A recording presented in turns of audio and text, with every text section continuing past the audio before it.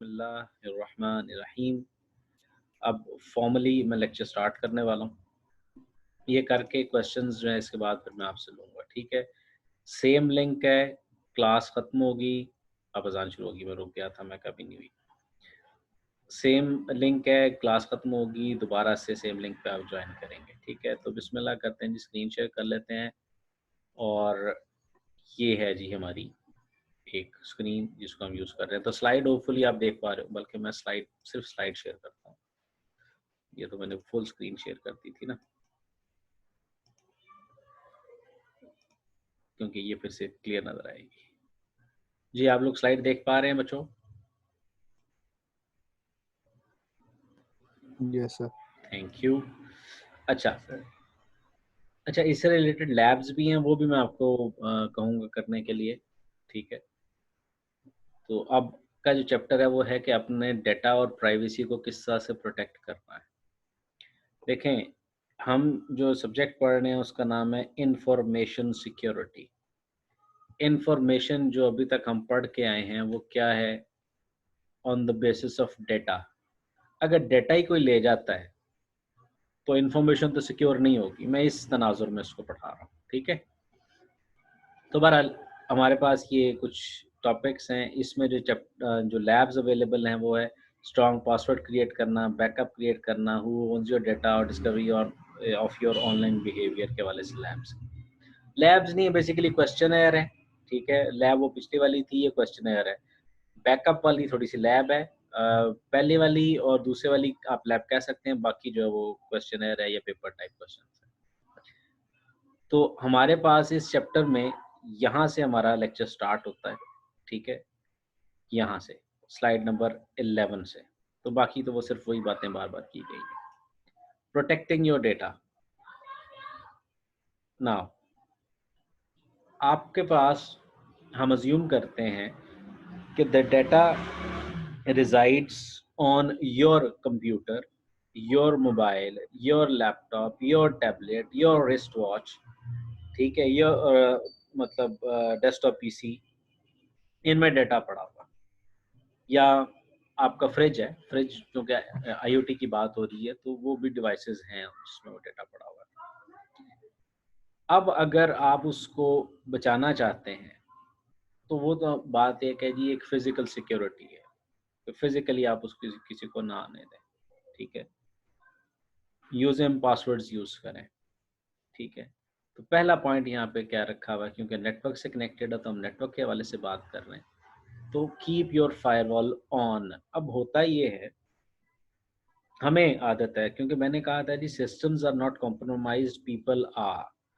तो people compromise होते हैं और पीपल क्या करते हैं जी, कोई ना कोई गलती करके छोड़ देते हैं। फॉर एग्जांपल, घर की कोई खिड़की खुली रह गई, ताला आपने नहीं लगाया, ऊपर छत का दरवाज़ा नहीं बंद किया, बिल्ली आ गई, तो इस किस्म के जो इश्यूज होते हैं वो इस वजह से होते हैं। तो यहाँ पर फायरवॉल की जो आदत होती है हमें, वो हम नॉर्मली फायरवॉल ऑन नहीं करते। उसकी वजह ये है कि फायरवॉल अगर हम ऑन करते हैं तो हम रिमोटली किसी कंप्यूटर को आसानी से एक्सेस नहीं कर पाते, ठीक है?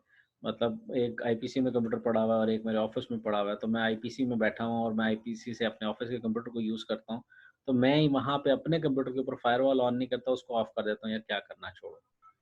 यही ये गलती होती है, ठीक है? मैंने अपने लिए ऑफ़ किया था, लेकिन व्हाट इफ़ कोई नेटवर्क को स्कैन करता है और उसको मेरा सिस्टम ऑन मिलता है और उसके ऊपर फ़ायरवॉल नहीं है, तो वो हर रिक्वेस्ट को आने जाने देगा। अच्छा, जिस बच्चे को फ़ायरवॉल के बारे में नहीं पता, तो वो ज़रा पूछ ले मेरे से, मेहरबानी। अगर आपको ये नहीं पता कि व्हाट इज़ अ फायरवॉल।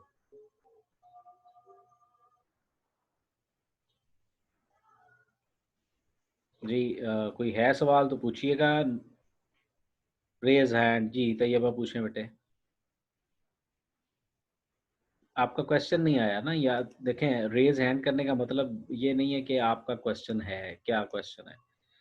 और कोई नहीं पता, चलें जी मैं बता देता हूँ। वो ये है, फायरवॉल एक ऐसी डिवाइस होती है, डिवाइस भी होती है और सॉफ्टवेयर भी होता है। विंडोज़ के अंदर अगर आप सर्च करेंगे तो एक सॉफ्टवेयर इंस्टॉल होता है, विंडोज़ फायरवॉल, ठीक है? वो क्या करता है? उसका काम ये होता है कि जी आपके कंप्यूटर से और आपके कंप्यूटर तक, यानी कि आउटगोइंग ट्रैफ़िक और इनकमिंग ट्रैफिक, इन दोनों को वो फिल्टर करता है। फॉर एग्जांपल आपने कहा हुआ है कि जनाब मेरे सिस्टम से सिर्फ क्रोम जो है वो इंटरनेट को एक्सेस कर सके, जूम इंटरनेट को एक्सेस कर सके, लेकिन आपने सपोज मिड ऑन मैडनेस की हुई है, तो आप चाहते हैं कि mid on madness should not be able to connect. ठीक है, तो हमारे यहाँ जब भी किसी सिक्योरिटी सिस्टम की बात करते हैं, excuse me sir, excuse me sir sir, sir sir sir मैं लेकिन आपसे मैं पूछना चाहता हूँ कि सर ये भुट्टो जिंदा कैसे? अच्छा है, कौन सा है सर आप? डालो वाली। ओके, ये इस किस्म का ये कौन सा आप आ गए हैं?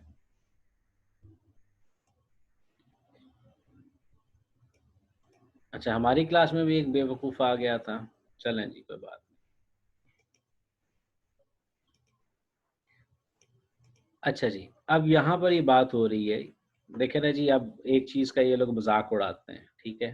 खैर मैंने तो अभी कर दी है, तो बहरहाल अब यहाँ पर ये है कि अल्लाह आपका भला करे, डिस्टर्बेंस क्रिएट होगी। तो फायरवॉल क्या करता है कि आपके जो सॉफ्टवेयर्स होते हैं उनकी रिक्वेस्ट्स को कंप्यूटर से एग्जिट करने और कंप्यूटर तक आने में फ़िल्टर आउट करता है। अब आप ये नहीं चाहते कि जनाब मेरे पास जो मिड टाउन मैडनेस थी वो इंटरनेट से कनेक्ट करे, तो आप क्या करते हो, फायरवॉल के अंदर रूल्स बनाते हैं। अच्छा, नॉर्मली हम जब रूल बनाते हैं तो वो रूल ये होता है इम्प्लिसिट डिनाई का।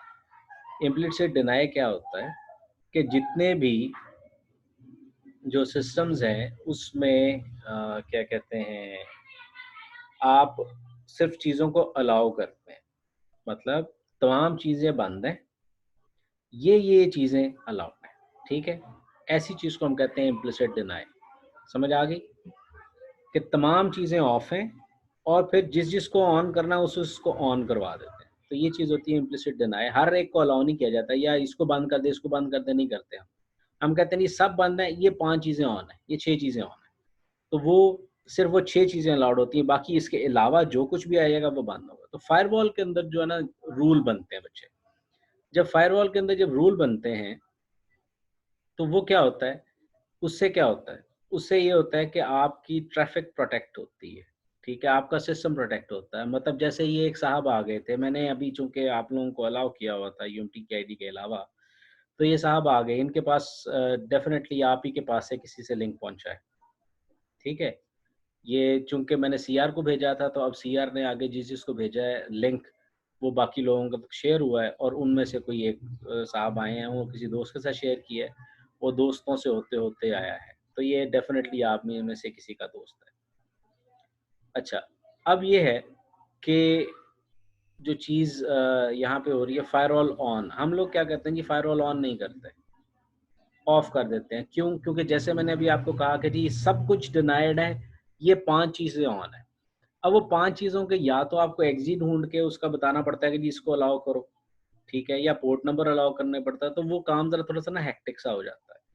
इसलिए लोग गलती क्या करते हैं, फायरवॉल ऑफ कर देते हैं, ठीक है? ख़ैर अभी विंडोज़ में तो काफ़ी फ़ीचर्स हैं, वो आपको सिलेक्ट करते हैं सॉफ्टवेयर, वो खुद ही पूछ लेता है। बाय डिफ़ॉल्ट ऑफ होता है, जैसे ही वो इंटरनेट कनेक्ट करने की कोशिश करता है, तो वो साथ ही ना आपकी स्क्रीन पे आ जाता है, do you want to allow this और नॉट? तो वो विंडोज़ ने बड़ा आसान काम आपके लिए कर दिया। तो हम क्या करते हैं जी, फायरवॉल ऑफ करते हैं, लेकिन हमें क्या करना है, प्रोटेक्ट करने के लिए अपने आप को फायरवॉल को ऑन रखना है, जिससे unauthorised access to your data, basically computing device को एक्सेस नहीं होगी, तो डेफिनेटली डाटा को एक्सेस नहीं होगी। फिर डाटा जो प्रोटेक्ट करने के लिए आपको फायरवॉल को भी अपडेट करना, ठीक है। उसके बाद एंटीवायरस और एंटी स्पाईवेयर। एंटीवायरस इसलिए कि वायरसेस से बचाना है, एंटी स्पाईवेयर स्पाईवेयर सॉफ्टवेयर से बचाने के लिए, ठीक है। क्योंकि स्पाईवेयर सॉफ्टवेयर आके आपको तंग नहीं करता, आपके सिस्टम पे आता है, आके आपकी इंफॉर्मेशन जो है वो कलेक्ट करता रहता है, ठीक है। अब ये प्रॉब्लम्स कब आती हैं? नॉर्मली जब हम टॉरेंट से चीज़ डाउनलोड करते हैं। अज़ान हो रही है तो मैं ख़ला वेट कर लेते हैं अभी, ठीक है जी। तो इसको वो पहले तो एसएसआईडी कर दें जी, उनको हमसायों को एसएसआईडी बता दी, उसके बाद पासवर्ड चेंज कर दिया और पासवर्ड से आपने बता देना। तो आपने अगर मैक फ़िल्टरिंग लगा दी है, तो मैक फिल्टरिंग लगाने के बाद आपने अपने मैक्स अलाउ कर दिए थे, बाकी सारे डिनाई कर दिए थे। अब होगा ये कि जब भी आपके हमसाए या और कोई साहब उसको कनेक्ट करने की कोशिश करेंगे, तो डेफ़िनेटली क्या होगा, यूज़र नेम पासवर्ड सही होगा, वो कनेक्ट नहीं कर पाएगा, ठीक है? आप कहेंगे जनाब ये देखो मैं अपने वाईफ़ाई से दोबारा से पासवर्ड लगाता हूँ और ये पासवर्ड लग रहा है, तुम्हारा नहीं लग रहा, मुझे नहीं पता राउटर में क्या मसला है, ठीक है? तो ये इस तरह से एक बचत हो जाएगी। तो सर अगर वो वायर लेके चले जाए तो वो फिर आपकी अपनी मर्ज़ी है जनाब। वो वायर आप यहाँ से रास्ते में से उतार सकते हैं, अपने अपने राउटर में से वायर उतार सकते हैं। इसके हम शायद सारे ऐसे हैं इसलिए बता रहा है।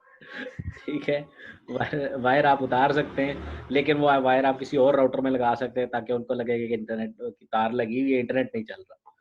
ठीक है, लेकिन ख़ैर वो अगर पीटीसीएल लगा हुआ तो इतना मसला नहीं होता। लेकिन मसला आता है प्राइवेसी का, सिक्योरिटी का, ठीक है? अगर आपके कोई नेटवर्क में कोई एंटर हो चुका है तो फिर बड़े चांसेस हैं कि वो आपको नुकसान पहुँचा सकता है, ठीक है? तो बहरहाल इसके बाद आप एन्क्रिप्शन यूज़ करें, ठीक है? और उसके बाद क्या है, पब्लिक हॉटस्पॉट्स को कनेक्ट ना करें। अच्छा, पब्लिक हॉटस्पॉट्स वो जो फ्री वाईफ़ाई होता है ना, आप किसी भी पिज़्ज़ा की दुकान पे जाते हैं तो वहाँ पे होता है जी फ्री वाईफ़ाई, फ्री वाईफ़ाई। तो आप एक चीज़ ज़हन में रखिएगा कि there is nothing like free. Facebook आपको लग रहा है कि फ्री है लेकिन वो आपका डाटा यूज़ कर रहा होता है, ठीक है? इसी तरीके से जब अभी अगर आपने देखा होगा कि एक फ़ीचर आया हुआ था इसका है अभी भी यूफ़ोन पे या बाकी कंपनीज़ पे, वो कहते हैं जी फ्री फेसबुक यूज़ करें। अब होता क्या है, जब वो आप फर्स्ट टाइम आपके पास पॉपअप आता है ना, तो वो बताता है कि जी हम बेसिकली डाटा देंगे फेसबुक को, सॉरी आपके सर्विस प्रोवाइडर को, मतलब यूफ़ोन अगर यूज़ कर रहे हैं, तो हम यूफ़ोन वालों से आपकी यूसेज पैटर्न को शेयर करेंगे अगर आप ये फ्री सर्विस यूज़ करते हैं। अच्छा, उसमें भी एक मज़े की बात है, आपको कहते हैं जी free Facebook up to 5 GB, ठीक है? ओके, वेरी गुड, 5 जीबी बड़ा लगता है आपको, या 2000 एमबी या 2 एमबी 2 जीबी। अब 2000 एमबी है, उसके अंदर लिमिटेशन क्या है कि जी आप अगर फ़ीड में कोई वीडियो आ रही है और आप उसको प्ले करते हैं, तो वो इस तरफ काउंट नहीं होगा। ठीक है? ये वाली ऑप्शन अगर आप देखें तो ये एक अजीब-सी ऑप्शन है, ठीक है? हर तरफ आपको वो किया जा रहा है कि हम इनको मुश्किल में डालें।